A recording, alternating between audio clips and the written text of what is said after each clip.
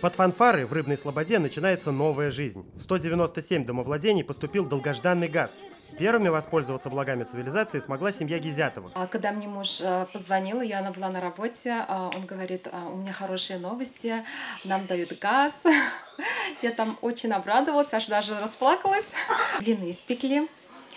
До этого я варила мультиварки, конечно, неудобно было в этом плане, не все там можно было варить.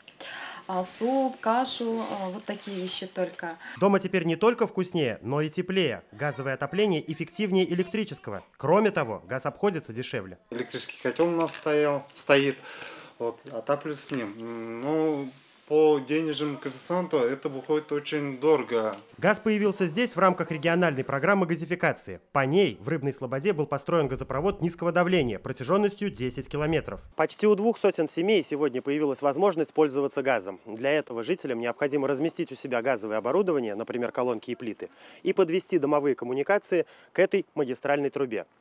После объединения систем в доме появится голубое топливо. Комфорт побуждает целые семьи возвращаться обратно в родные села. Так в Рыбной Слободе появился новый микрорайон – Северный. Люди строятся, возвращаются. Вот только что мы были в одной семье, где произошел запуск газа.